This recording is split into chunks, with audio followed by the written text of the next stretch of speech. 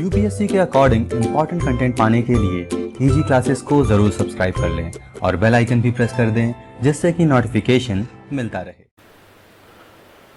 आज से हम लोग जो है सोशियोलॉजी ऑप्शनल शुरू करने जा रहे हैं और आशा करता हूँ आप लोग ठीक होंगे। थोड़ा ये समय बड़ा विपरीत सा रहा है। पिछले 1-1.5 साल से आपकी पढ़ाई लगातार प्रभावित होती रही है और काफ़ी घर से लेकर के व्यक्तिगत जीवन से लेकर के और व्यक्तिगत संबंधों से लेकर के हर जगह जो है थोड़ा सा निराशा रही आप लोगों को। लेकिन हम लोग जो है हम लोगों के पास बहुत विकल्प नहीं होते। आपको हिम्मत बनानी पड़ेगी और अपनी पढ़ाई को शुरू करना पड़ेगा। थोड़ा धैर्य का परिचय दीजिए तो ज़्यादा बेहतर हो जाएगा, क्योंकि ये आवश्यक है कि जब आप किसी लंबे रास्ते पे होते हैं और आपने कुछ मंजिल निर्धारित कर रखी होती है तो आपको चलना पड़ता ही है। आप नहीं चलेंगे तो फिर वो एक गाना है ना, तू ना चलेगा तो चल देंगी राहें, मंजिल को तरसेंगी तेरी निगाहें।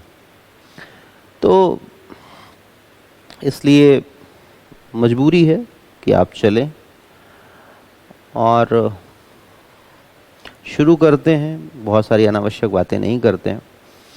तो जब हम सोशियोलॉजी को पढ़ रहे हैं, जब हम समाजशास्त्र को समझने की कोशिश कर रहे हैं, तो हम थोड़ा सा ये जानने की कोशिश करेंगे कि थोड़ा जीएस और ऑप्शनल में अंतर कहाँ पे होता है। पहले काफ़ी पहले, आज के 8-10 साल पहले जो एग्ज़ाम हुआ करते थे उसमें ऑप्शनल के सवाल काफ़ी बड़े बड़े आया करते थे और फिर धीरे धीरे चेंज हो गया। ये 9-10 में बदला। एक सवाल में 2 से 3 छोटे छोटे खंड आने शुरू हुए। यूनिट पार्ट्स में सवाल को ब्रेक किया गया और एक सवाल में पहले कुछ लोग यूनिट तैयार कर लिया करते थे तो सीधे सवाल आ जाया करते थे। अब यूपीएससी ने क्या किया कि अगर एक कोई सवाल है उसमें 3 हिस्सों में उसको बांटा है तो 3 अलग अलग जगहों से पूछ ले रही है। तो अगर आपको कोई भी सवाल पूरा करना है तो आपको पूरा सिलेबस पता होना चाहिए। आप अगर एक सेलेक्टिव होने की कोशिश करते हो तो आप जुआ खेल रहे हो।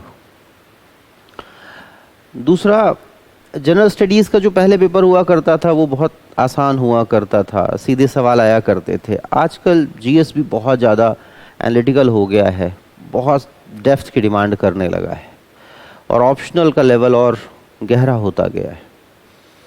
ऐसा इसलिए हो रहा है कि आप बेहतर होते जा रहे हैं। जो पीछे की पीढ़ी थी वो जिस तरह के स्कूलों से पढ़ के आई, जो शिक्षा थी, जो सब कुछ था, उसका स्तर थोड़ा सा कम था,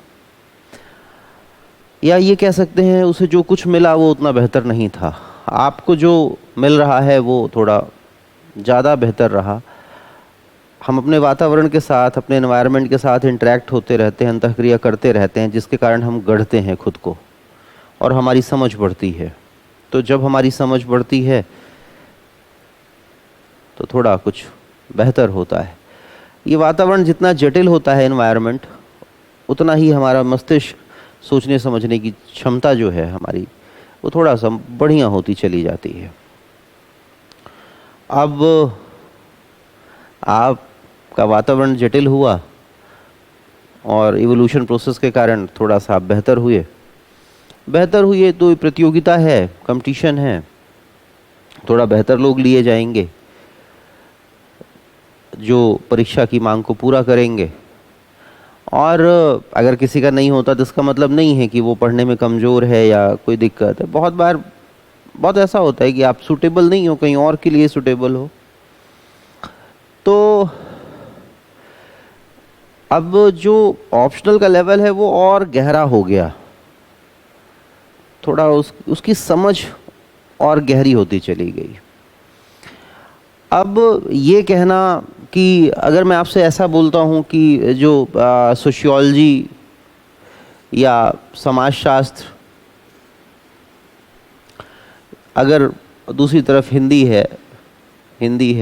साहित्य, लिटरेचर हो गया, हिस्ट्री हो गया, इतिहास की बात करूं, भूगोल की बात करूं, ज्योग्राफी की बात करूं, नंबर ऑफ सब्जेक्ट्स हैं, पब्लिक एडमिनिस्ट्रेशन की बात करूं, लोक प्रशासन की बात करूं, पोल साइंस की बात करूं, राजनीति विज्ञान की बात करूं, और मैं आपसे कह दूं कि ये ज़्यादा स्कोरिंग है, ये कम स्कोरिंग है, ये ज़्यादा स्कोरिंग है, ये कम स्कोरिंग है, ये ज़्यादा स्कोरिंग है, ये कम स्कोरिंग है, या ये ज़्यादा है, ये कम है, अगर इस तरह की कोई बात है या मैं कर रहा हूं तो प्रथम दृष्टया मैं एक शिक्षक नहीं हूं, फिर मैं आपसे झूठ बोल रहा हूं। ये सारे विषय जो हैं वो बराबर नंबर देते हैं, सारे विषय बेहतर होते हैं, सारे विषय आपको गहन समझ देते हैं, एक डेप्थ ऑफ अंडरस्टैंडिंग प्रोवाइड करते हैं। लेकिन यूपीएससी के साथ क्या है कि जो पेपर का स्टैंडर्ड है वो काफ़ी ऊपर हो गया है। तो अगर आपको इन विषयों की गहरी समझ होगी,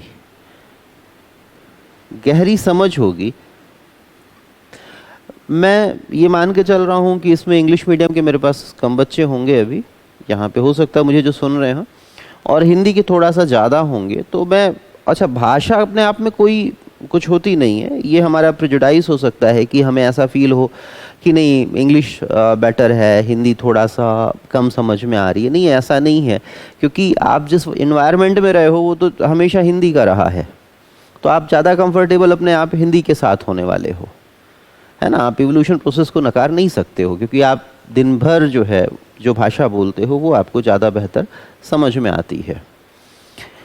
तो जो डेप्थ अंडरस्टैंडिंग है किसी भी चीज़ की, विषय की, वही आपको स्कोर कराएगी, इसमें भी कराएगी, इसमें भी कराएगी। अब अगर कोई आदमी कहता है कि ये हिंदी पढ़ लो ज़्यादा नंबर आता है, तो एक्चुअली फिर ये झूठ है।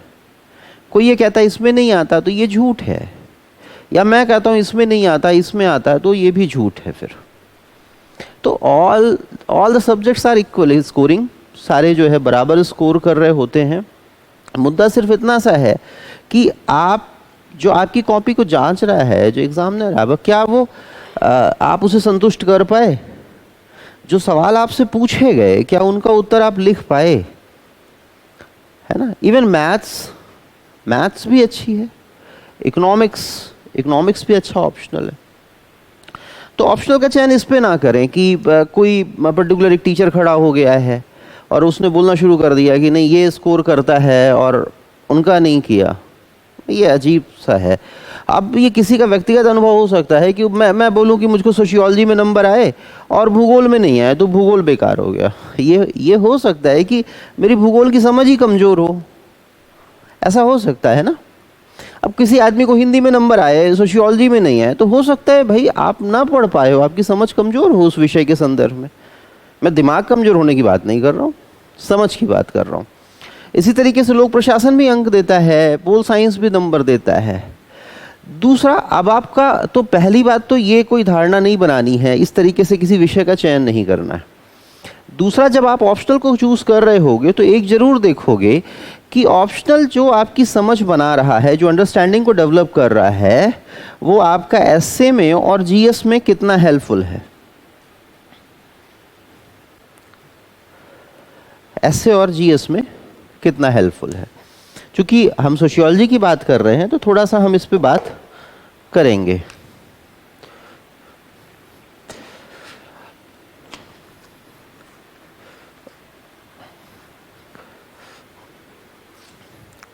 हमारे पास 3 आधार होने चाहिए, 3 से 4 आधार होने चाहिए। पहला तो ये होना चाहिए कि विषय आपका रुचिकर हो, उसमें आपका इंटरेस्ट होना चाहिए। दूसरा ये है कि जो आपका ऑप्शनल है उसको पढ़ाने वाले टीचर ठीक होने चाहिए, बुक्स अवेलेबल होनी चाहिए। आजकल सारे सब्जेक्ट में, हिंदी में, इंग्लिश में अच्छी बुक्स हैं, और सब में पढ़ाने सारे विषय जो होते हैं, जब आप विषय को थोड़ा सा गहराई से समझोगे वो रुचिकर हो जाते हैं। ऐसा नहीं है कि कोई पर्टिकुलर, हाँ ये हमें भ्रम हो जाता है कभी कभी, हम 11th-12th में हमें कोई विषय अच्छा लगा होता है तो थोड़ा सा कोई बताता है तो हमें अच्छा सा लगता है, लेकिन असल में उस विषय को जान नहीं पाते हैं। जैसे हम ज्योग्राफी को ले लेंगे तो ज्योग्राफी को बार बार बोला गया है कि ये साइंस की तरह है। नहीं, आप फिजिकल ज्योग्राफी के कुछ हिस्से को ही साइंस की तरह देख सकते हो, वो भी आप उसको साइंस बता रहे हो क्योंकि वो जियोलॉजी का हिस्सा है। और बाकी सारा बहुत जो फर्दर जितना आता है वो तो ह्यूमैनिटीज़ का हिस्सा है, और सवाल पेपर बड़ा हिस्सा वहीं से बनना शुरू होगा। तो ये कोई तरीका नहीं है कि मतलब सोचना कि आपने बीएससी किया हुआ है या 12th में आपने साइंस लिया हो और बीएससी 10 दिन पढ़ के पास हुए हैं तो आप साइंस कुछ अच्छा कर ले जाएंगे। देखो, रुचिकर होना चाहिए, टीचर ठीक होनी चाहिए। थर्ड वन फिर क्या होना चाहिए, किसी भी विषय के साथ स्कोरिंग सारे सब्जेक्ट होते हैं, मैं पहले बता चुका हूँ, ये अनावश्यक बात है और किसी की व्यक्तिगत अपनी समझ हो सकती है, उसके लिए हम दोष नहीं लेने वाले और ना हम उस पर कोई बहुत विशेष चर्चा करना चाह रहे हैं। तीसरा सबसे बड़ा है कि ये जीएस में, जनरल स्टडीज़ में कहाँ कहाँ हेल्प करता है। तो सोशियोलॉजी जो पहला हेल्प कर रहा होता है वो आपका मॉडर्न हिस्ट्री में कर रहा होता है, क्योंकि पेपर 2 में आपको AR देसाई की बुक पढ़नी है, modernisation of social background of Indian nationalism है, और अब मेन एग्जाम का पेपर देखना, आपको सारे सवाल मिल जाएंगे उस किताब से। सबसे बेहतर किताब है वो, पूरी बुक की पढ़नी है आपको। और इसके साथ भारतीय परंपरा का आधुनिकरण, मॉडर्नाइजेशन ऑफ इंडियन ट्रेडिशन है, उसमें आप वाई सिंह की बुक पढ़ते हो। जब वाई सिंह को आप पढ़ोगे तो आपको मेडाइवल, एंशिएंट, ये काफ़ी कुछ हेल्प होता है। आर्ट एंड कल्चर में आपको सोशियोलॉजी बहुत हेल्प करेगी, क्योंकि art and culture basically sociology का स्टडी मैटर है। थोड़ा सा एंथ्रो का है, अच्छा है, एंथ्रो में काफ़ी ज़्यादा अच्छा है, तो वो भी आप पढ़ेंगे तो हिस्ट्री भी हेल्प करती है। इसके साथ पेपर 1 में आपके पास यहाँ पे सोसाइटी का पूरा सिलेबस है ही है, जिससे जुड़ा हुआ होता है। फिर इसके बाद ये सोशल जस्टिस के साथ, ऐसा लोग कहते हैं लेकिन मुझे नहीं लगता कि सोशल जस्टिस के साथ क्या है कि सोशल जस्टिस को आपको बढ़िया से समझने के लिए इसमें आपको इकोनॉमिक्स भी पता होनी चाहिए थोड़ी सी। तो इकोनॉमिक्स के साथ अगर आप इसको क्लब करोगे तब ये आपका फ़ायदेमंद होने वाला है। इंटरनल सिक्योरिटी में सोशियोलॉजी आपको हेल्पफुल होती है। इसका रीज़न क्या है कि जब तक आप एथनिसिटी को नहीं समझोगे, जैसे नॉर्थ ईस्ट की पूरी प्रॉब्लम को समझने के लिए आपको एथनिक प्रॉब्लम्स को समझना पड़ेगा, और एथनिक इश्यूज जो हैं वो सोशियोलॉजी का बहुत गहरा संबंध है उसके साथ, एंथ्रो का भी है और सोशियोलॉजी का भी है। फर्दर 4th पेपर में, जो आपका चौथा पेपर है, 4th पेपर है, उसमें आपका जो सोशल साइकोलॉजी हिस्सा है, सोशल साइकोलॉजी बेसिकली क्या है, सामाजिक मनोविज्ञान कहते हो। सामाजिक मनोविज्ञान और समाजशास्त्र का ब्रिज है, बीच का हिस्सा है, लेकिन ये जुड़ा किससे है कि सामाजिक मनोविज्ञान है, तो पहले सोशल साइकोलॉजी है, तो इसका हिस्सा इसमें ज़्यादा है ना। कोर साइकोलॉजी नहीं है सोशल साइकोलॉजी। तो जो आप एटीट्यूड वगैरह ये सब बहुत कुछ उसमें आप जानते हो, पेपर 1 में जो पहली यूनिट है बहुत कुछ है। और रही बात, जैसे आप गवर्नेंस की बात करते हो, तो सोशियोलॉजी की बिना प्रॉपर समझ हुए, बिना सोशियोलॉजी की समझ हुए आप नहीं समझ सकते हो गवर्नेंस को। आप इलेक्शन को कैसे समझोगे बिना जाति, कास्ट और वोट बिहेवियर को समझे हुए आप चुनाव को कैसे समझ सकते हो? हाँ, किसान के जुड़ाव के आधार को समझे हुए, बिना किसान आंदोलन को समझे हुए आप कैसे हरियाणा के चुनावों को आप समझ सकते हो, कैसे पंजाब के चुनावों को आप समझ सकते हो? तो असल में देखिए क्या हो जाता अब, लेकिन ये ऐसा नहीं है कि सिर्फ सोशियोलॉजी पढ़ते ही आपको बहुत कुछ समझ में आ जाएगा, बाकी विषय यहाँ पे कमजोर नहीं, ये आपको मजबूत आधार देगा, काफ़ी कुछ इससे आपको हेल्प मिलेगी, दायरा और विस्तारित हो सकता है इसका। जीएस का एक आपका आधार हो गया जब आप इसका चुनाव कर रहे हैं। हाँ, थोड़ा सा ये है, पढ़ना सही से है, क्योंकि अगर आपने पॉइंटर फॉर्म में सब्जेक्ट को पढ़ने की कोशिश की कि किसी भी सब यूनिट को उठाया, उसमें 5 पॉइंट आपने बना लिए, आपने सोचा कि आप इसको बेहतर कर लोगे, फिर आप सोच रहे हो कि आप इसको अलग अलग मेथड से प्रेजेंट कर दोगे, है ना, प्रेजेंटेशन पे फोकस कर दोगे, स्कोर आ जाएगा, नहीं, ये गलत है, ऐसा कुछ नहीं होने वाला। प्रेजेंटेशन की ज़रूरत तब होती है जब आपको सब्जेक्ट आता है, प्रस्तुतिकरण तब महत्वपूर्ण होता है जब विषय की समझ आपको होती है, नहीं तो इसका कोई मतलब निकलता है नहीं। ठीक, अब ये हो गया। इसके साथ आपको ये जरूर समझना पड़ेगा किसी भी ऑप्शनल के चयन में, चूंकि आप जिस बैकग्राउंड से आ रहे हैं, मतलब हम सारे लोग जहाँ से आए, उसके साथ हम नंबर ऑफ एग्ज़ाम होते हैं हमारे पास, जैसे IAS आईएएस के साथ आपको ये देखना पड़ेगा कि आपके जो स्टेट सर्विसेज हैं उसमें कौन सा सब्जेक्ट स्कोर कर रहा है। जैसे यूपीपीसीएस है, तो यूपीपीसीएस में सोशल वर्क था, जब सोशल वर्क के हटने के बाद सोशियोलॉजी जो है वो अच्छा सब्जेक्ट है, एक वहाँ पे स्कोर कर रहा है। फिर जैसे सीडीपीओ वगैरह की नौकरियाँ होती हैं, इससे अगर आपका है ग्रेजुएशन है, पीजी है, तो आपको प्रेफरेंस मिलता है। इसके साथ जो डिग्री कॉलेज में जॉब्स हैं असिस्टेंट प्रोफेसर वगैरह की, वो भी आपको जब आप ऑप्शनल लेते हैं तो उसके साथ आपको देखना पड़ेगा, नेट जेआरएफ करना पड़ेगा। और फर्दर रिसर्च करने के बाद, पीएचडी करने के बाद, अगर आप पीएचडी करते हैं तो उसके बाद क्या स्कोप है, ये ज़रूर समझना पड़ेगा आपको। फिर आपको ये देखना पड़ेगा कि अगर आप आईएएस हो जा रहे हैं इसको पढ़ने के बाद, अब देखो, आप ध्यान से देखोगे तो ऊपर लेटरल एंट्री चल रही है, बाहर से लोग आ जा रहे हैं। ये क्यों आ रहा है? तो जब आप अमेरिका की ब्यूरोक्रेसी को देखोगे, यूरोप के कुछ मुल्कों को देखोगे, तो जैसे पबैट पढ़ोगे तो जर्नलिस्ट वर्सेस स्पेशलिस्ट, सामान्य के बनाम विशेषज्ञ का एक विवाद है, एक डिबेट है उसमें प्रॉपर, उस ऑप्शनल में। तो अब जो ब्यूरोक्रेसी है वो विशेषज्ञता की ओर, स्पेशलाइजेशन की ओर जा रही है। तो स्पेशलाइजेशन में क्या है कि वे विषय आपको काम करेंगे। जैसे इकोनॉमिक्स आपको हेल्प करने वाली है, सोशियोलॉजी हेल्प करने वाला है, साइकोलॉजी हेल्प करने वाली है। ये वो विषय हैं जो कोर सब्जेक्ट हैं। और ये, या इवन पब्लिक एडमिनिस्ट्रेशन वगैरह सब्जेक्ट भी ठीक है। तो आप अगर जब ब्यूरोक्रेसी में आप ऊपर जाओगे नौकरी करने के लिए, तो आगे जो आपकी फर्दर ग्रोथ है कि आप कहाँ तक जाते हो उसमें प्रमोट होकर के, कहाँ और पहुँच पाते हो, ये आपको ये बताएगा जो आपने विषय है जिसमें आपकी विशेषज्ञता है। इसके साथ साथ इतनी बातें हो गई कि ऑप्शनल क्यों लेना चाहिए। और मुझे लगता है कि मैं 3 ऑप्शनल पढ़ाने में कंफर्टेबल हूँ। एक पब्लिक एडमिनिस्ट्रेशन, इकोनॉमिक्स मेरा रहा है, रुचि है मेरी बहुत ज़्यादा, और फिर मेरा पढ़ाई भी उसी में हुई काफ़ी ज़्यादा। और तीसरा ये सोशियोलॉजी है। 3 ऐसे विषय हैं। लेकिन मैंने सोशियोलॉजी को चूज़ किया पढ़ाना, क्योंकि जब मैंने विषयों को बहुत गहराई से समझा तो भारत जैसे मुल्क में समाजशास्त्र जो है वो बहुत बेहतर विषय है।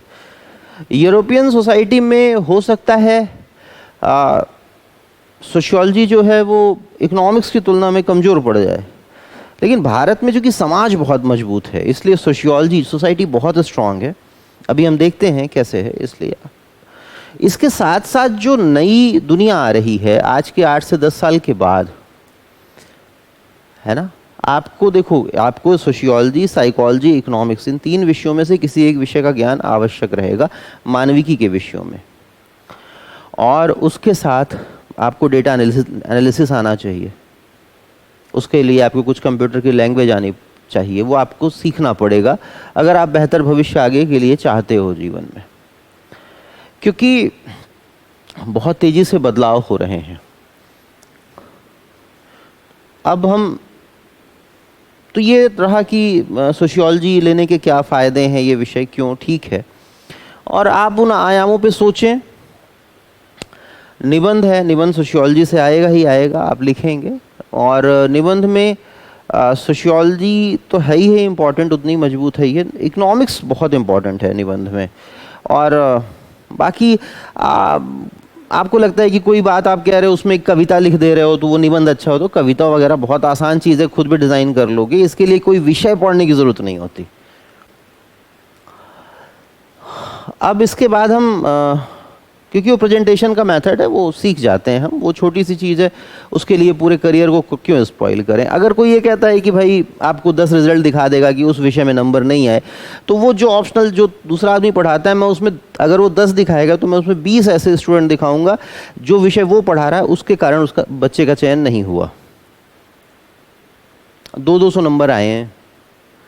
किसी भी विषय में 60% अंक पाना मुश्किल नहीं होता है, मतलब 300 नंबर, यहाँ तक पहुँचना बहुत मुश्किल नहीं है।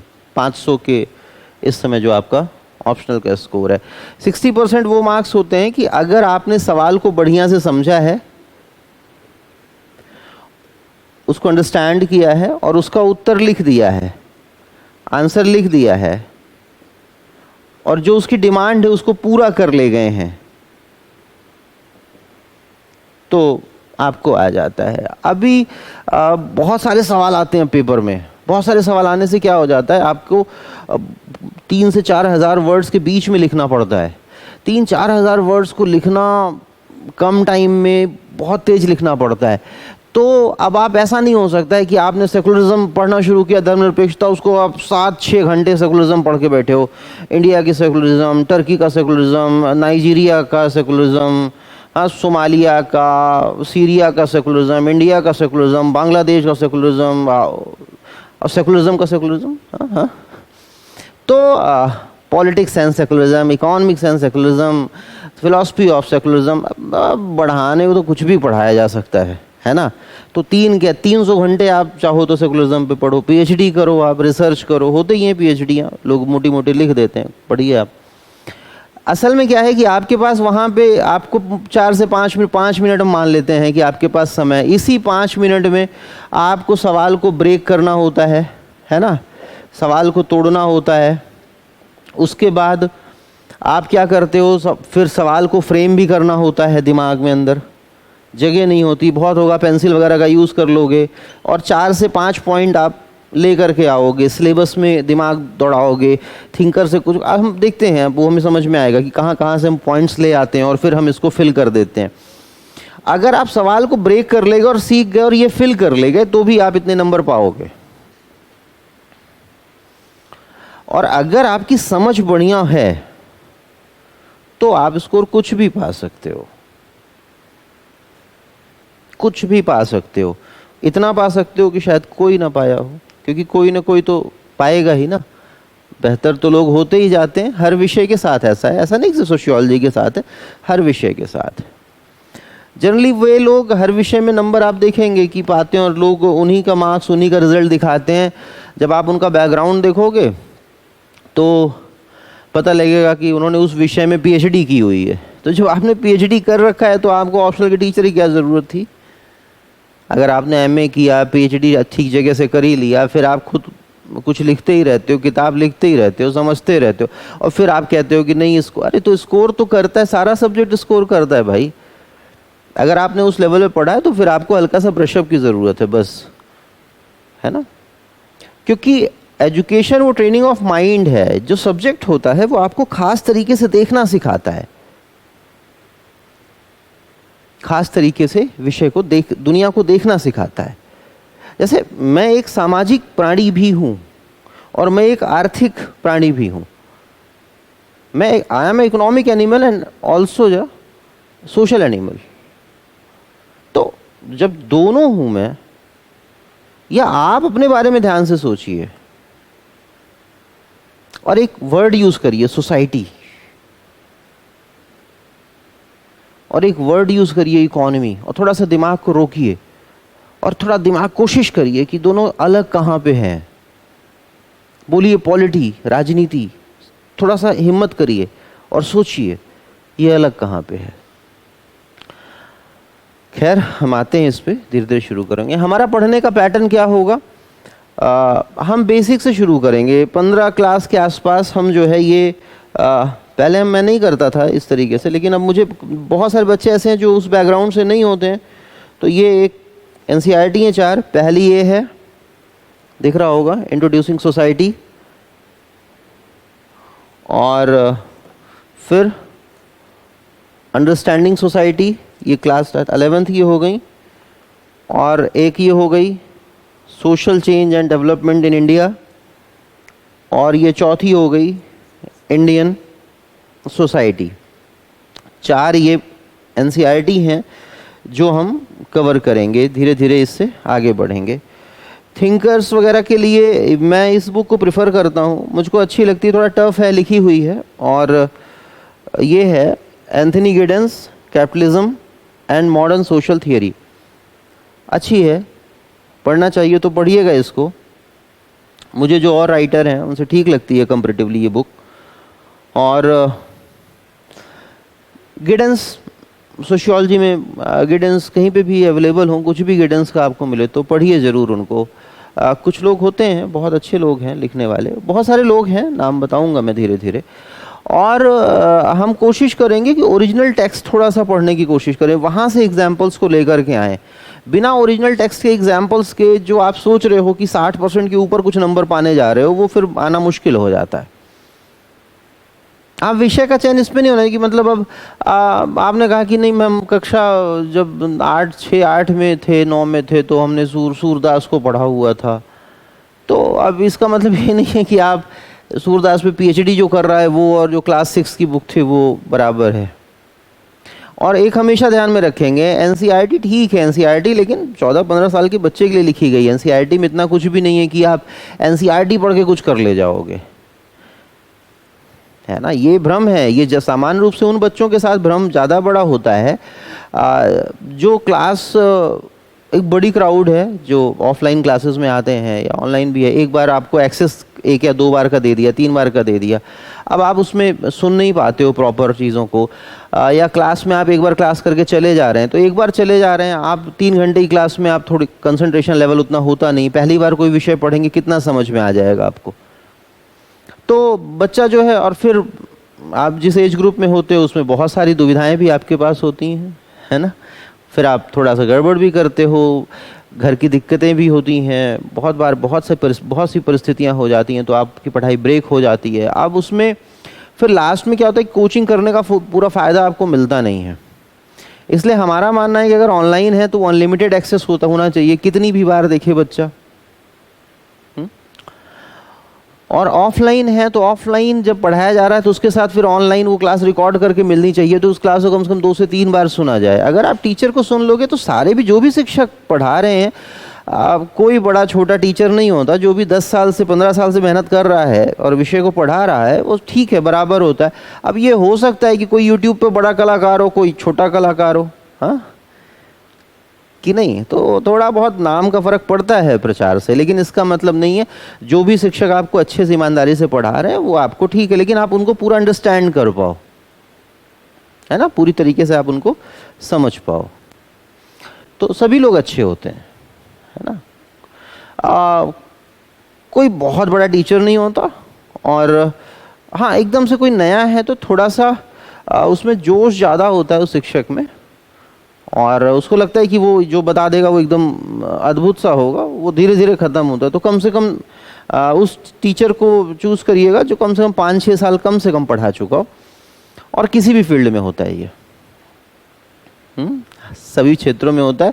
इसलिए थोड़ा सा हम एक्सपीरियंस को महत्व देते हैं, बस उतना बहुत है। 5-6 साल अगर पढ़ा हुआ तो वर्क करके, और दिमाग का ठीक है, सनकी वनकी नहीं होना चाहिए, पागल सा, है ना, मारपीट करे, तो बाकी सब ठीक है। एक ध्यान में रखेंगे, जब हम आईएएस के एग्ज़ाम में विषय को लिख रहे होते हैं, सब्जेक्ट को लिख रहे होते हैं, तो थोड़ा सा उसमें बहुत फैक्ट एंड फिगर की ज़रूरत नहीं होती है, उसमें कुछ थिंकर्स की ज़रूरत होती है बस। लेकिन जब स्टेट पीसेस में स्कोर करना होता है तो उसमें हमको कुछ कोटेशंस डालने होते हैं और बहुत कुछ होता है उसमें, तो मतलब कुछ फैक्ट्स डालने होते हैं। तो जब फैक्ट्स अच्छे अच्छे डालते हैं तो नंबर आता है उसमें ज़्यादा, तो वो हम बताएंगे आपको। आंसर राइटिंग में दोनों को सिखाएंगे कि दोनों में स्कोर अलग अलग कैसे आता है। इसके साथ इसमें हम एनसीईआरटी करने के बाद फिर मेन कोर्स पे जाएंगे, फिर उसको कंप्लीट करेंगे, फिर उसके बाद आंसर राइटिंग का करेंगे। आंसर राइटिंग जब हम उसको कंप्लीट कर लेंगे तो फिर हम यूजीसी नेट के लिए भी आपको यहाँ से मैटर हम प्रोवाइड करेंगे कि अगर आपका मन हो नेट वगैरह देते हैं तो वो कर सको, आप उसको भी कर सको। और थोड़ा बहुत उस पर कुछ क्लास या कुछ टेस्ट पेपर उस पर आपको अवेलेबल कराए जाएंगे, जिससे आप उन टेस्ट को दे लो तो थोड़ा सा चांस बढ़ जाए नेट वगैरह निकालने का, है ना। और एमए कर लेना, और एकेडमिक्स को रुकने मत देने दीजिएगा। थोड़ा सा कोई ना कोई कोर्स कहीं ना कहीं जुड़े रहिए और सीखते रहिए, है ना। किस दुनिया के किसी भी विपरीत से विपरीत समय में जो लर्नर है, जो सीखता रहता है, वो आगे बढ़ता है। और देखो ये बहुत विपरीत समय है, तो होता क्या है कि हम जब भी कुछ सोचेंगे तो हमारे मन में ना नकारात्मक चीज़ें ही आती हैं। जैसे उसने ये किया होता, उन्होंने ये किया होता, उस टीचर ने ये किया होता, कोचिंग ने किया होता, माँ ने ये किया होता, पापा ने ये किया होता, उसने ये किया होता। तो जब समय गड़बड़ होता है ना तो हम ऐसा सोच रहे होते हैं, लेकिन जब दिमाग में इस तरीके का विचार आए ना तो थोड़ा सा उसको पलटो भी कि उसने ये किया, उन्होंने वो किया, उन्होंने माँ ने ये किया, पिता ने ये किया, सब ने ये किया, तब मैं ऐसा हूँ, और अब आप आगे अच्छा कर सकते हो, है ना। अब हम थोड़ा सा सोशियोलॉजी को समझने की कोशिश करते हैं। देखो आपको ये समझने की कोशिश करनी है। अब जैसे वो KGF, आजकल यूट्यूब खोलिए तो KGF पे आ रहा हो, तो वो ऐड आ रहा होता, तो उसमें कहता है क्या चाहिए तुझको, तो फिर कोई बच्चे की आवाज़ बोलता है दुनिया। तो ये दुनिया क्या थी? आप इमेजिन करिए कि आप एक बड़े से, क्या आपको थार के मरुस्थल में ले जाके खड़ा कर दें बीच में और कहिए दुनिया तुम्हारी हुई? हाँ?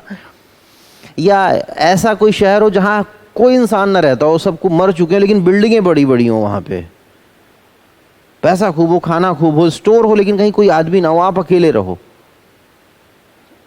तो वो दुनिया।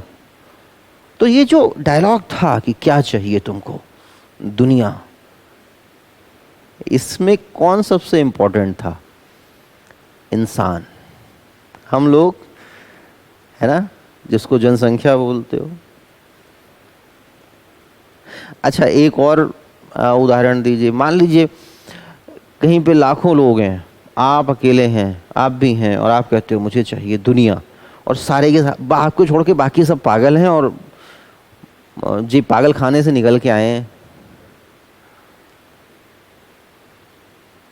नहीं, वो दुनिया भी नहीं चाहिए ना। तो ये जो दुनिया शब्द आप उपयोग किया, या जो उस मूवी में बोला, जो डायलॉग आ रहा है, तो वो हमारे दिमाग में वो किन कल्पनाओं को ले रहा है? कौन सी इमेजिनेशन है जो हमारा दिमाग कर रहा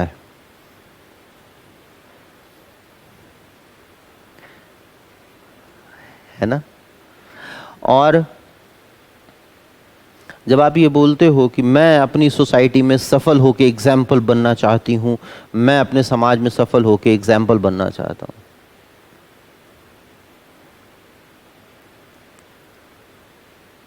तो वो कौन से लोग हैं, ध्यान से देखिए, जिनकी निगाह में आप सफल होना चाहते हैं?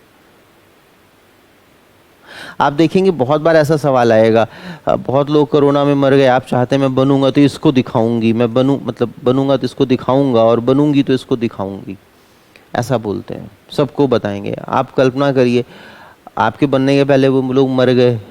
बहुत लोग मर जाते हैं उसमें से।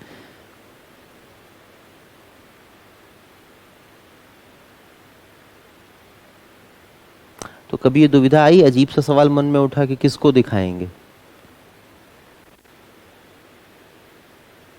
यही समाज है, यही जो लोग हैं, यही समाज है जो आप पे असर डालते हैं, जिनकी निगाह में हम कुछ करना चाहते हैं।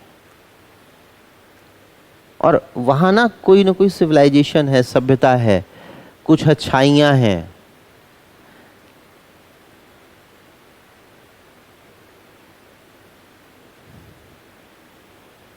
सबको मार के तो कोई नहीं दुनिया चाहेगा ना।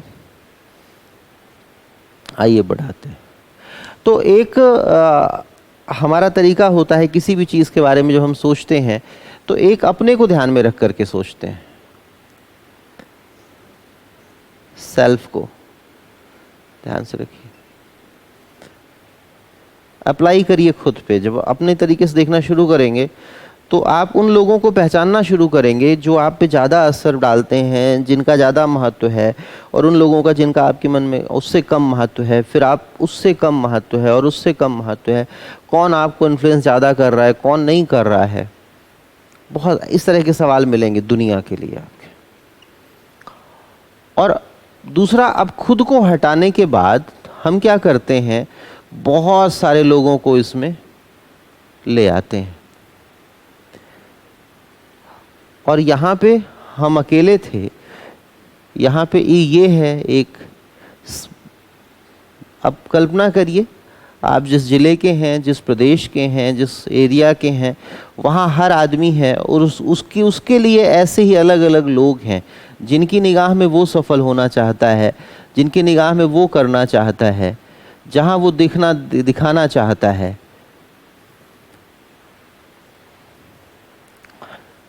जब आप इसको समझते हो तो ये होलिस्टिक वे हो जाता है।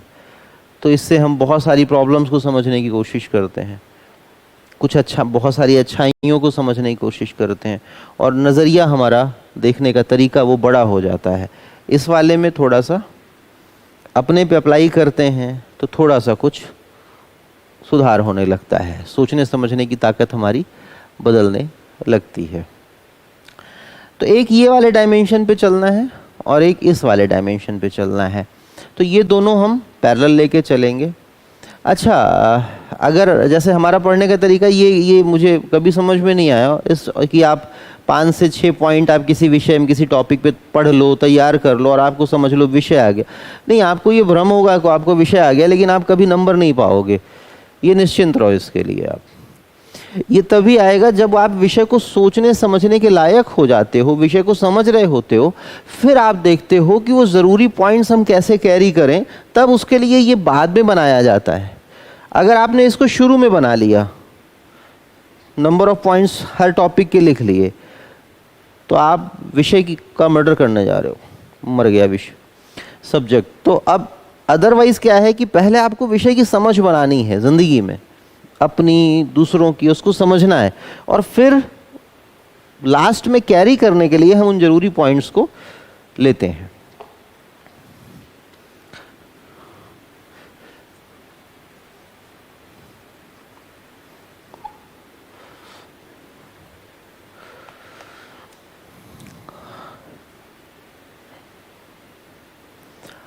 अब एक उदाहरण लेते हैं, थोड़ा सा कुछ और समझने की कोशिश करते हैं।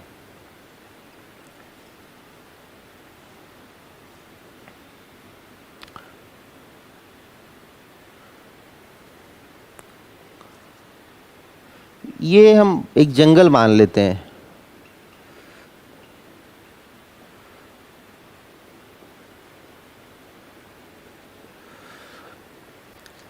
आप इस सवाल का उत्तर दीजिए कि ये जो पेड़ है, ये वाला जिसको ट्री बोल रहे हो आप, या जो पेड़ है,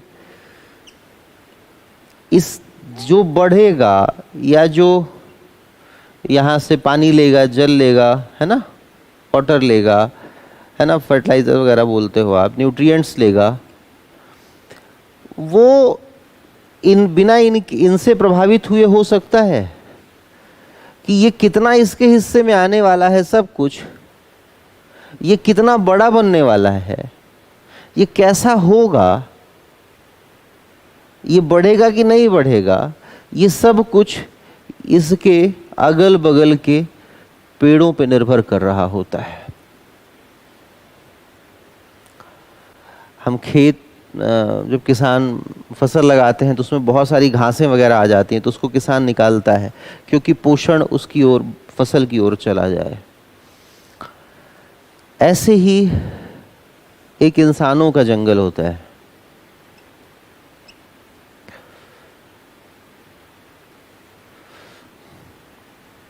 जैसे ये सब कुछ एक दूसरे पर्यावरण से प्रभावित हो रहे हैं, एनवायरनमेंट से, वैसे हम सब भी प्रभावित हो रहे होते हैं। हम जहाँ पैदा होते हैं, जहाँ पढ़ते हैं, लिखते हैं, और यहाँ ये वातावरण, जैसे यहाँ पे जो पोषण चीज़ें थीं, यहाँ आपने न्यूट्रिएंट्स लिख दिया, यहाँ पे आपने पानी लिख दिया, यहाँ पे भी न्यूट्रिएंट्स हैं, यहाँ पे भी वाटर है, और यहाँ इसके साथ एजुकेशन भी है, हेल्थ भी है।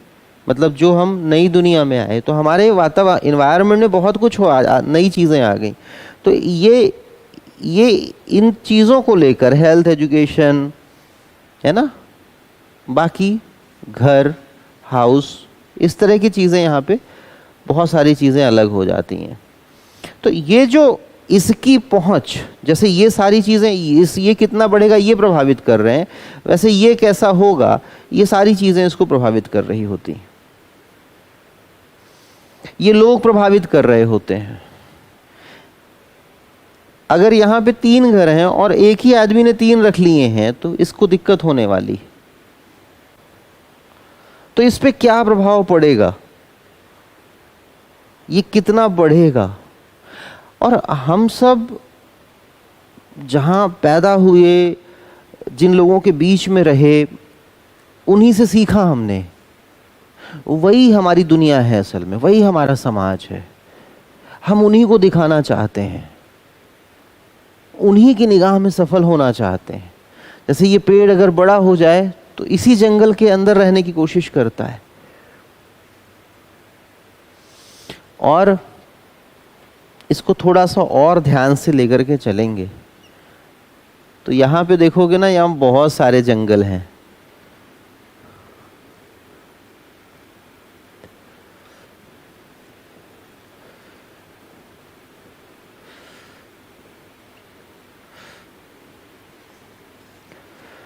और जैसे ये अलग अलग हो सकता है, इसमें भी अलग अलग प्रकार आप बना सकते हो।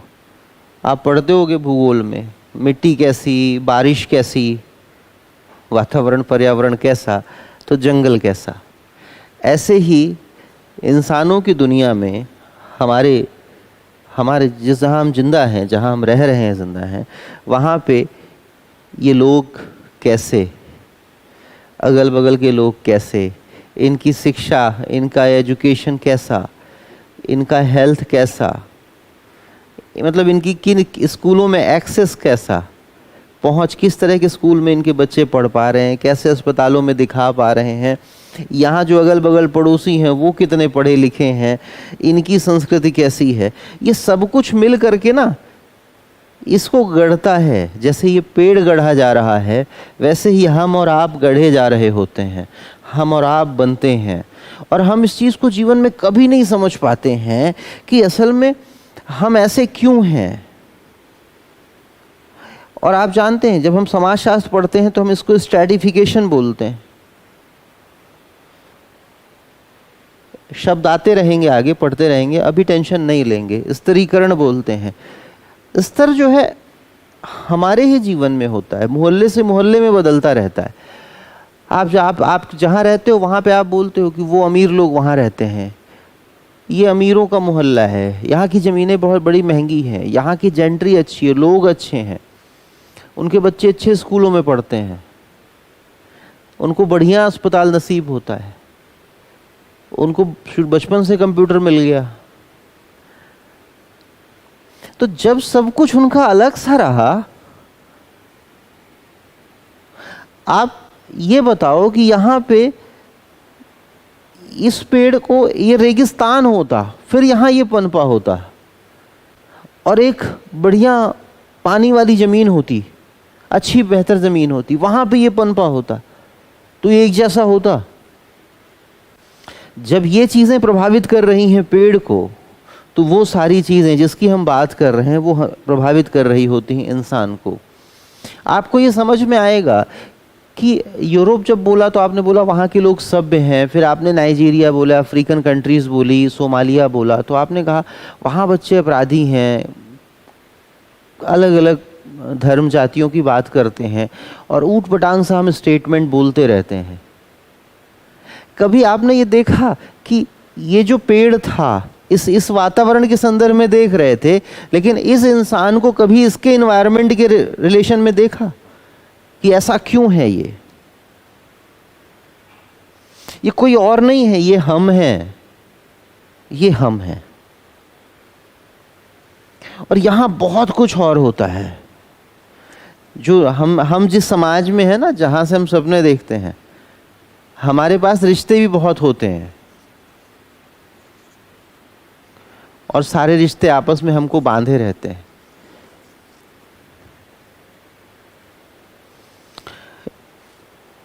हम ना चाहते हुए भी किसी और की शादी में जा रहे होते हैं, ना चाहते हुए भी संबंधों को निभा रहे होते हैं, ना चाहते हुए भी। और क्यों कर रहे हैं वैसा?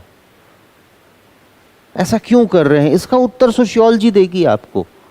आप जो यहाँ बने हुए हैं और आप अक्षम कैसे हो गए और ये कैसे बदलेगा, इसका उत्तर सोशियोलॉजी देगी आपको। ये बेहतर क्यों है, इसका उत्तर सोशियोलॉजी देगी। कैसे आप खुद को बेहतर कर सकते हो। और जब आप ध्यान से देखना शुरू करोगे, इवन हमने थोड़ी देर पढ़ी है, आप सिर्फ इस वातावरण के बारे में सोचो ना, फिर आप देखो ना गरीब गरीब क्यों है, तो सवाल आया गरीबी कारण भी और परिणाम भी। अभी हमने कोई बात नहीं की सोशियोलॉजी बहुत खास, धीरे धीरे हम बढ़ेंगे, धीरे धीरे विषय को समझने की कोशिश करेंगे। लेकिन ये समझ में आ रहा होगा कि समाज जब हम कह रहे होते हैं तो उसका कुछ मतलब है। जब हमने दुनिया शब्द बोला तो उसका कुछ मतलब है। मेरे लिए जो दुनिया है वो आपके लिए दुनिया नहीं हो सकती है।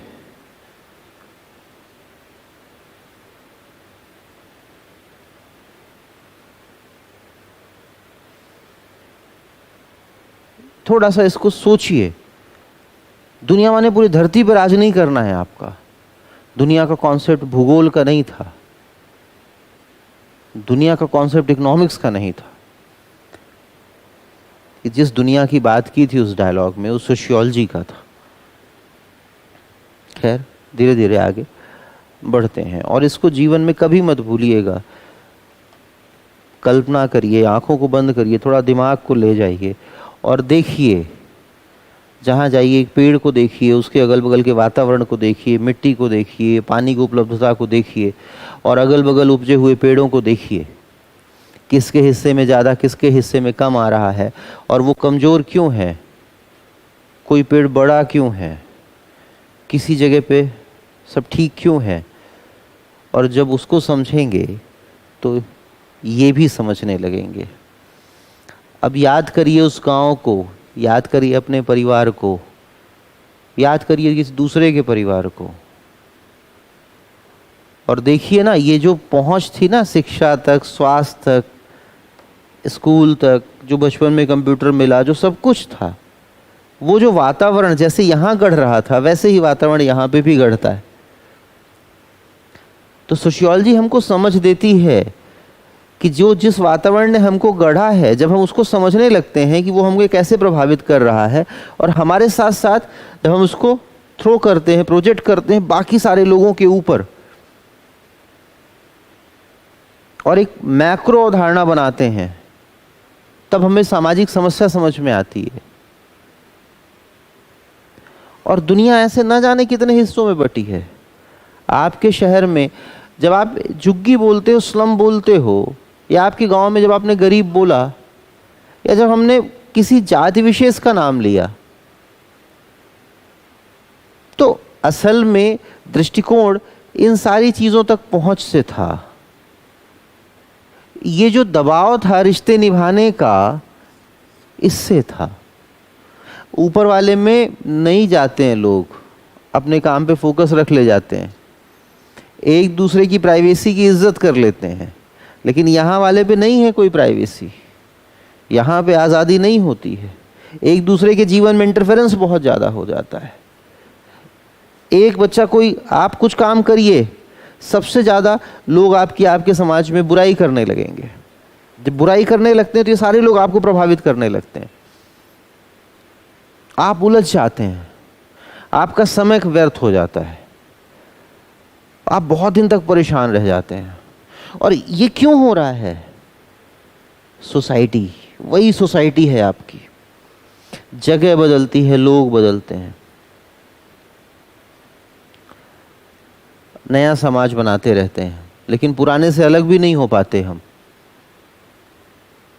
जहाँ हम जिस जाति में, जिस धर्म में, जिस गांव में हम पैदा हो गए, वहाँ से जो हमें संबंध मिले, जो बने, वो हमें कभी आज़ाद नहीं होने देते। और क्यों नहीं होने देते? आप चाह के भी क्यों नहीं छोड़ पाते? आपकी निजता का वहाँ सम्मान क्यों नहीं हो रहा है, लेकिन आप फिर भी उसमें खुश रह लेते हो? अब दो तरह का मुद्दा है, ऐसा नहीं है कि ये हमेशा खराब है, नहीं। जब गरीबी होती है तो ये जो पैटर्न है ना, जहाँ रिश्ता निभाना, एक दूसरे की मदद करना है, आना जाना है, जो यहाँ पहुँच कम होती है, तो उससे वो उसको बचाने में, उस पीड़ा से बचाने में ये चीज़ अपना काम अदा करती है।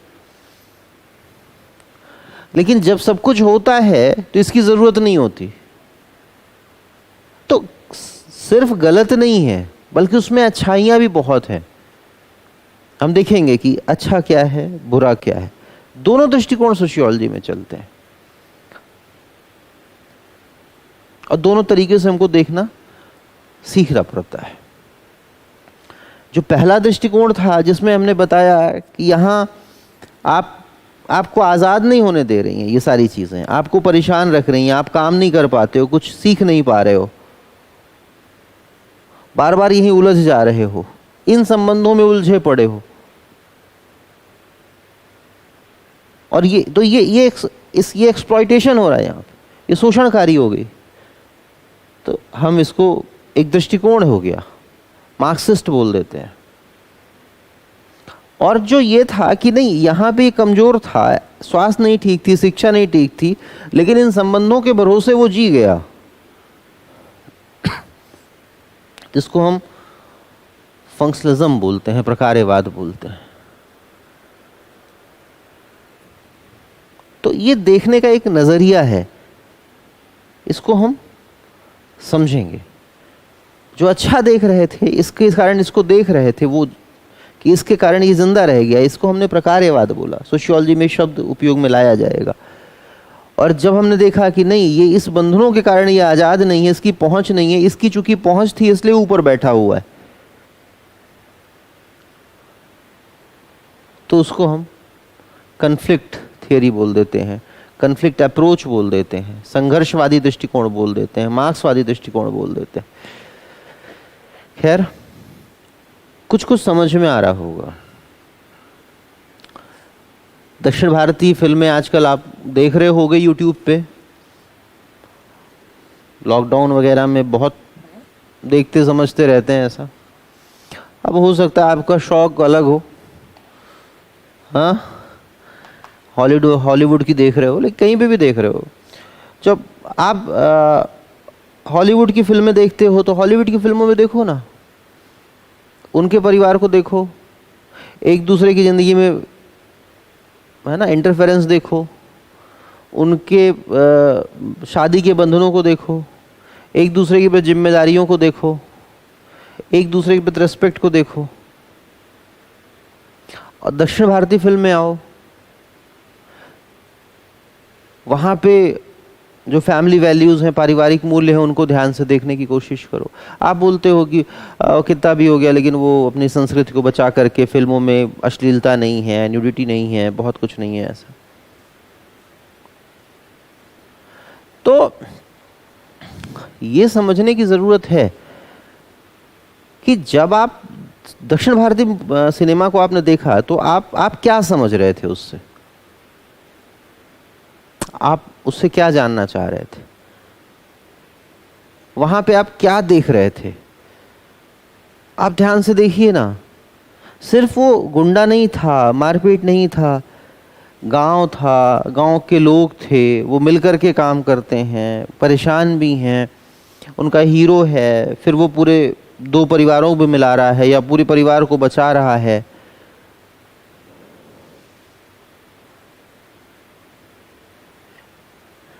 और अमेरिका वाले ने भी बचाया था कि वो दुनिया बचाने के लिए निकल गया था, दूसरी वाली दुनिया,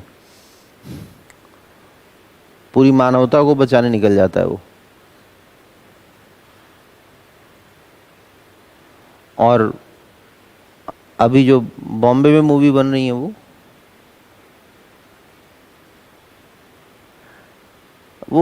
दक्षिण भारत और हॉलीवुड वाले का बीच का नहीं कुछ को दिखता है, फैमिली है भी, कभी कभी नहीं भी है।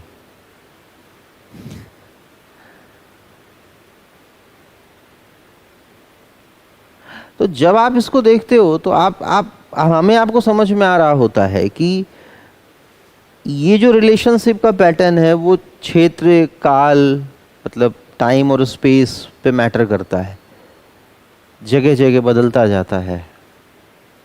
तो हर एक जगह पे ये संबंधों का दायरा अलग होता है, जो रिलेशनशिप पैटर्न है अलग है, वो कितना बांध के रखते हैं वो अलग है, ये कितने बड़े समूह होंगे वो अलग है, इनके शादी ब्याह के तरीके अलग हैं, उनका कॉन्ट्रैक्ट मतलब कितना शादी विवाह मजबूती से चलेगी वो अलग है।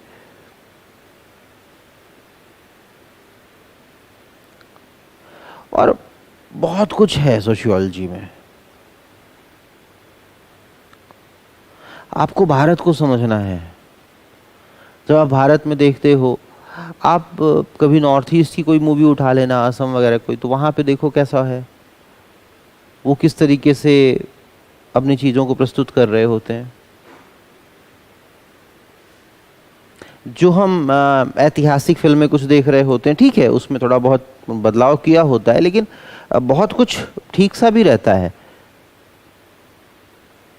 तो वहाँ पे परिवार कैसे थे, वो जीवन कैसा था?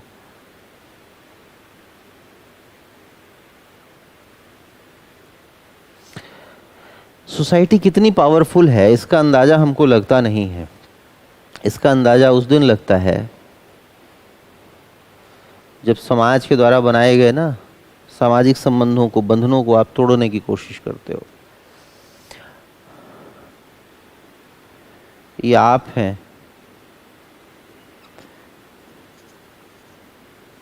ये माँ बाप हो गए, ये आपके भाई हो गया मान लो, ये आपकी बहन हो गई, सिस्टर हो गई, ये आपके दोस्त हो गए।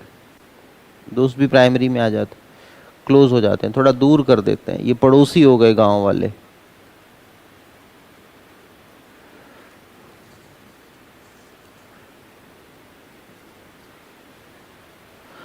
अब आप देखो ना,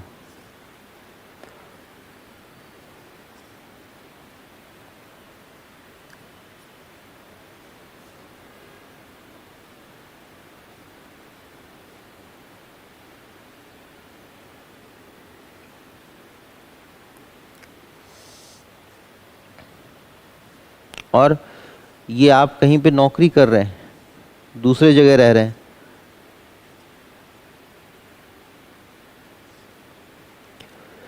ये लोग ये भी आप पे संबंध बना रहे हैं, ये भी रिलेशंस, ये जुड़े हुए हैं आप सबसे।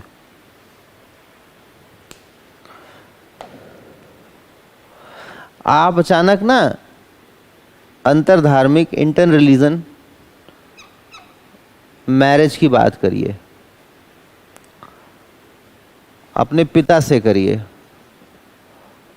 फादर मदर,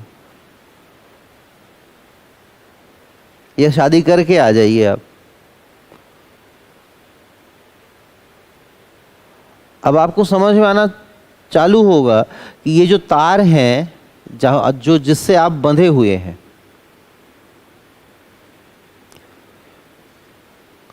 ये जो खिंचाव है,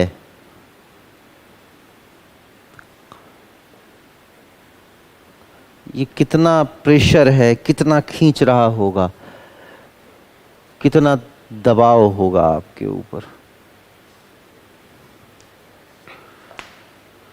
आप ये निर्णय ले पाएंगे कि नहीं ले पाएंगे?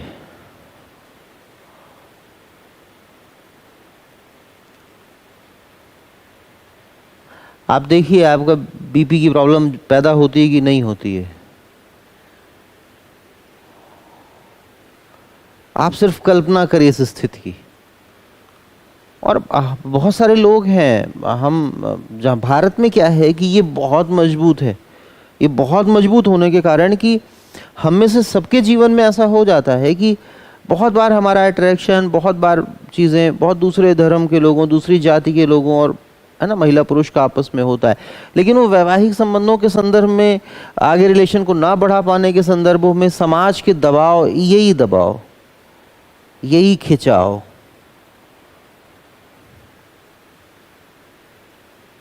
इसी खिंचाव के कारण डिसीजन नहीं ले पाते।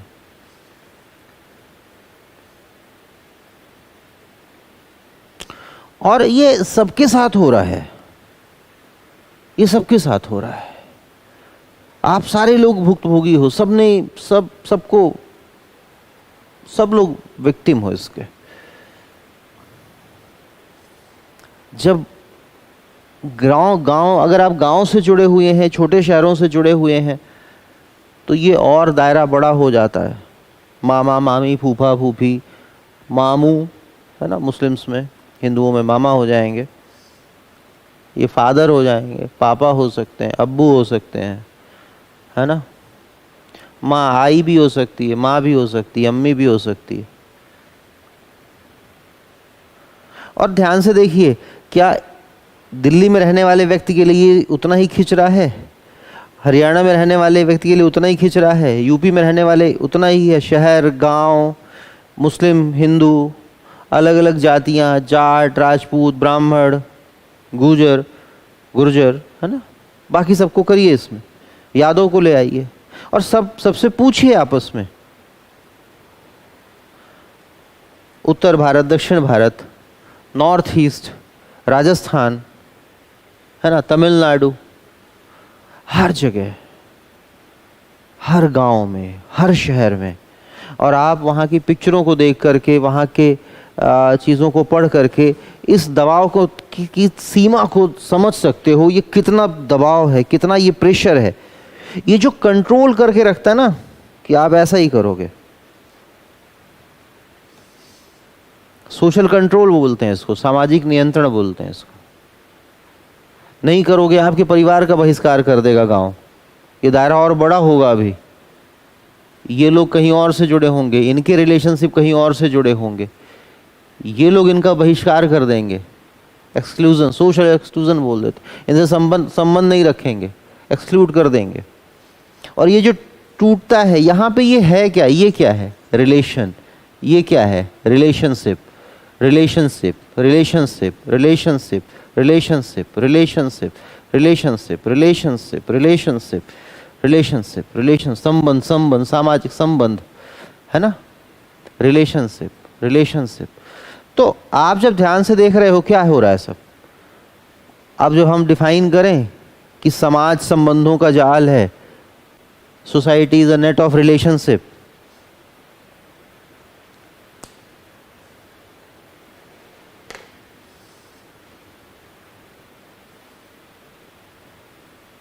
और आप बंधे हुए हो, मैं बंधा हुआ हूं, सब लोग बंधे हुए हैं।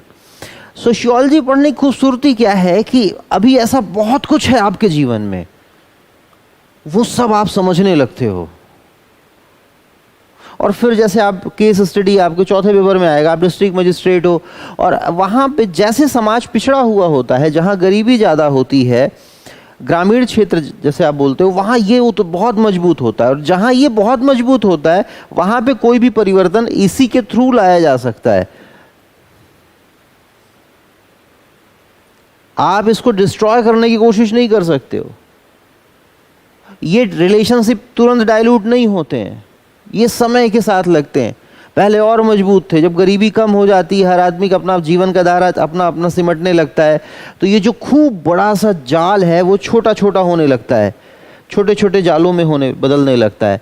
और धीरे धीरे, तो इसलिए चेंज इज अ प्रोसेस। इसलिए बदलाव एक प्रक्रिया है, परिवर्तन एक प्रक्रिया है।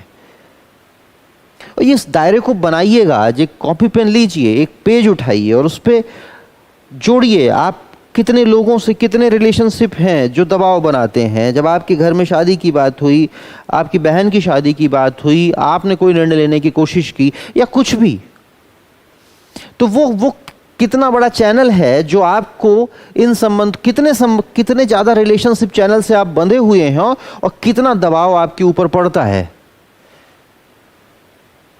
क्या आप इस प्रेशर को झेल पाने की स्थिति में हैं?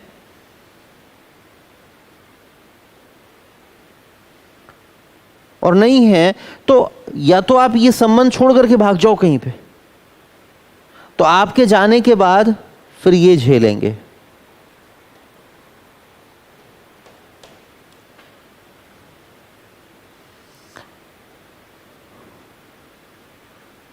और यह एक तरीका और है,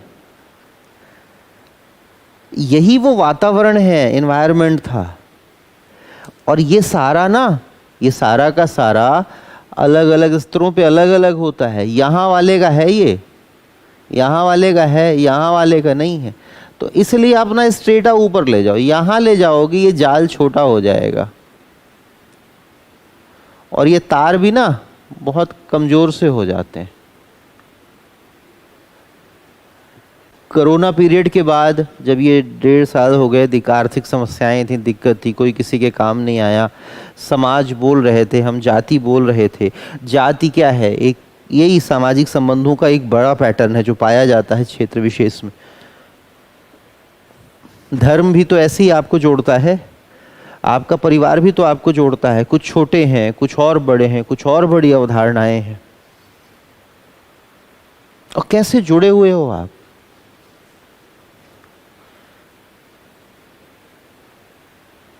और कैसे ये हमको सिखाया कैसे गया, कैसे ये चीज़ें हमारे दिमाग में बैठती चली गई, कैसे सब बदलता चला गया और हम ऐसे कैसे गढ़ दिए जाते हैं कि हम जहाँ से निकलते हैं वही प्रोडक्ट हो जाते हैं। वैसा ही है, जंगल में थे, बोलते ना संगत का असर तो होगा ही ना अगल बगल का। जिस प्रोसेस से हम गढ़े जाते हैं उसको हम सोशलाइजेशन बोलते हैं, समाजीकरण बोलते हैं। और हम कास्टिस्ट हो जाते हैं। धर्म है, हमारा फैमिली है, सब कुछ है, कहाँ है, यही है, कैसे गढ़ता है। तो सोशल साइकोलॉजी अपने आप जुड़ेगी क्योंकि दिमाग के अंदर ही है सब सारा प्रोसेस। तो ये फिर आपको बांध देगा, आप परेशान हो जाओगे, इस तनाव में रोओगे, बीपी के पेशेंट हो जाओगे, निराश हो जाओगे, आपको लगेगा कोई नहीं है आपका दुनिया पे। डिसीजन लेने की कोशिश करोगे, ज़बरदस्ती ले लोगे तो ये जो बहुत बड़ा सपोर्ट सिस्टम है ब्रेक हो जाता है। आपको कोई नहीं पूछेगा फिर आगे वाले टाइम में इस पूरे व्यवस्था के अंतर्गत। अब एक ही तरीका है, यहाँ से अपने आप को ऊपर ले जाइए जहाँ पे ये कमज़ोर है। और आप देखिएगा, जब आपके पास पैसा होता है आप दूसरे स्टेटा के हिस्से हो जाते हो, तो इस स्टेटा वाले भी उस स्टेटा को अलग तरीके से मंजूरी देते हैं। जैसे कोई करोड़पति आदमी है, इंटर रिलीजन कर लेता है, इंटर कास्ट शादी कर लेता है, वो अंग्रेज उसके साथ शादी कर ले और जट भाई हो अपना हरियाणा का, हाँ, या अपने बिहार का हो, हाँ, और ऑस्ट्रेलिया से और रूस में जाके शादी कर। और पैसा लेकिन खूब होना चाहिए और मैं करोड़पति हो जाए, अरबपति हो जाए, किसी को फर्क नहीं पड़ता। वहाँ का गांव वाले भी वो, या जब आप आईएएस ही हो जाते हो तो भी आईएएस इस स्टेटा का हिस्सा है, ऊपर वाले स्तर का हिस्सा है। आप ऊपर वाले स्तर में आते हो तो बहुत सारे निर्णय लेने के लिए आप आज़ाद हो जाते हो, लेकिन फिर भी दबाव काम करता है, दिक्कत आती है और यहाँ आलोचना होती है। तो बेहतर तरीका होता है बड़े बनो, सब अलग हो जाएंगे, सब बड़े हो जाएंगे। और आप अकेले नहीं, आपके साथ आपका जो ये चैनल है, ये सारा जब बड़ा बनता है तो बदलता है। और दूसरा, जब पैसा आने लगता है, पैसा महत्वपूर्ण हो जाता है, तो ये संबंध ये धीरे धीरे कमज़ोर होने लगते हैं। जैसे अभी कोरोना पीरियड में हुआ है, ये रिलेशनशिप कहीं कहीं वीक हुए हैं। तो जब ये वीक हो रहे हैं तो जो चीज़ पैदा होगा उसको हम इंडिविजुअलिज्म बोलते हैं, व्यक्तिवाद बोलते हैं। और जब ये जितना बड़ा होता है, ये कलेक्टिविटी है, ये सामूहिकता है। तो सामूहिकता जितनी बड़ी, जितनी घड़ी, आप अभी हरियाणा में चले जाओ या अलग अलग हिस्सों में चले जाओ, अरब कंट्रीज़ में चले जाओ, हरियाणा में और वेस्टर्न यूपी में, दिल्ली में, कई जगह पे ऐसा है। एक बड़ी प्लेट में 4 लोग 5 लोग साथ में खाना खा रहे होते हैं, शादियों में होता है। ये ग्रुप को मजबूती से जोड़ने के लिए होता है।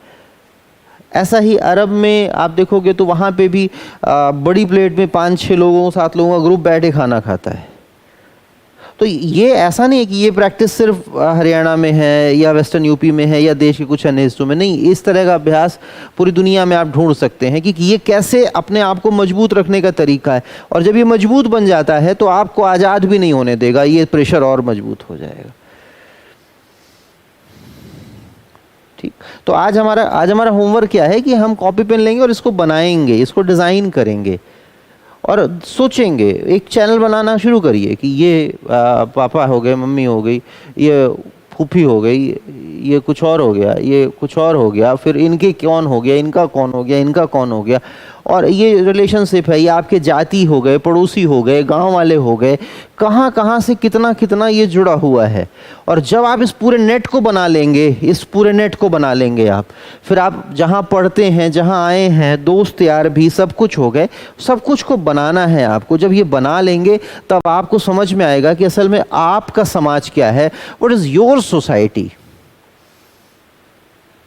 ठीक है, तो मुझे लगता है सोसाइटी समझ में आएगी जब कोई पूछेगा व्हाट इज सोसाइटी, तो हमने कहा नेट ऑफ रिलेशनशिप।